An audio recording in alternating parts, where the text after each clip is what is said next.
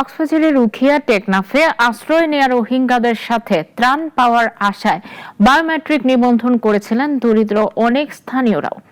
আঙ্গুলের ছাপই তাদের জীবনে ডেকে এনেছে ভয়াবহ তথ্য জটিলতা। বাংলাদেশি জাতীয় পরিচয়পত্র কিংবা পাসপোর্ট করতে গিয়ে তারা জানতে পারছেন আন্তর্জাতিক ডাটাবেজে তারা রোহিঙ্গা হিসেবে নিবন্ধিত। মিসবাহ আজাদের রিপোর্ট, জানাচ্ছেন শাশ্বতী সরকার। 2017 সালে মিয়ানমার থেকে বাংলাদেশে আশ্রয় নেয় বিপুল সংখ্যক রোহিঙ্গা। তাদের জনস্রোতের সময় উখিয়া টেকনাফে আন্তর্জাতিকভাবে শুরু হয় ব্যাপক ত্রাণ কার্যক্রম। চরম দারিদ্র্যের কারণে স্থানীয় কিছু বাংলাদেশীও ত্রাণের আশায় দাঁড়িয়েছিলেন সেসব বিতরণ কেন্দ্রের লাইনে।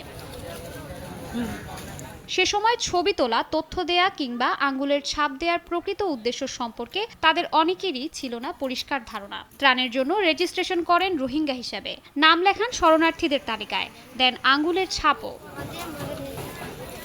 সে আঙ্গুলের ছাপ দেয়ায় দীর্ঘ সময় পর হয়ে দাঁড়িয়েছে বাংলাদেশের নাগরিক হিসাবে পরিচয় সংকটের কারণ। রোহিঙ্গা ডাটাবেজে নাম ওঠা এসব মানুষ জাতীয় পরিচয়পত্র, পাসপোর্ট সহ নাগরিক সেবা নিতে গিয়ে পড়ছেন তথ্য জটিলতায়। নিজ দেশে এখন তাদের প্রমাণ করতে হচ্ছে তারা রোহিঙ্গা নন, বাংলাদেশের নাগরিক। পাসপোর্ট করার জন্য যদি আমরা কক্সবাজার অফিসে যাই, আমাদের পাসপোর্ট অফিসে আমাদের ফিঙ্গারটা চলে আসে, আমরা বাঙালি থেকে আমরা রোহিঙ্গা হয়ে গেছি। মিয়ানমারের নাগরিকটা আমরা না, আমরা হচ্ছে মূলত বাঙালি।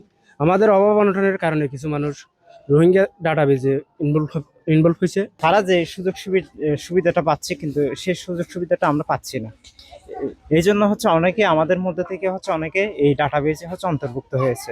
যারা সহ্য করেন ভারী কি ঘরে গিয়ে জ্বালে ফুজিয়ে জ্বালায় আর রাত হাট ঘরে গিয়ে। স্থানীয় জনপ্রতিনিধিদের দাবি, উখিয়া টেকনাফে এমন মানুষের সংখ্যা 1000-এরও বেশি। তীব্র দারিদ্র্যের কারণেই ত্রাণের আশায় এসব মানুষ রোহিঙ্গা ডেটাবেজে নাম যুক্ত করেছিলেন বলে জানান স্থানীয় সংসদ সদস্য শাহজাহান চৌধুরী। তারা লোভ লালসা করে রোহিঙ্গা তালিকায় তাদের নাম লিখিয়েছে রেশন পাতি, বিভিন্ন সুযোগ সুবিধা নেওয়ার জন্য।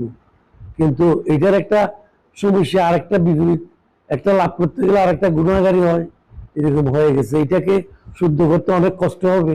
শরণার্থী ত্রাণ ও প্রত্যাবাসন কমিশনার মোহাম্মদ মিজানুর রহমান জানান, এটি আন্তর্জাতিক ডাটাবেজের বিষয় হওয়ায় নাম বাদ দেওয়া জটিল ও সময় সাপেক্ষ।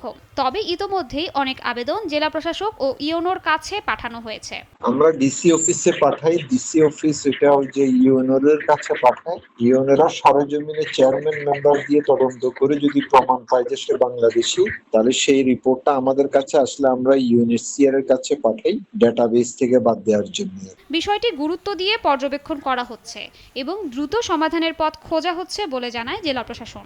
যারা বাংলাদেশি নাগরিক এবং বাংলাদেশে যে এনআইডি আছে সেইটার সাথে মিল রেখে কিন্তু পাসপোর্ট দেওয়ার নিয়ম সরকারের বিধান, ঠিক আছে। যদি তারা যেটা বললেন যে ত্রাণ পাওয়ার আশায় ওইদিকে, ডেফিনেটলি তারা সেটা অন্যায় হয়েছে। ত্রাণের আশায় নিজেদের পরিচয় হারানো এই দরিদ্রদের দাবি তাদের নাগরিক পরিচয় ফিরে পাওয়ার।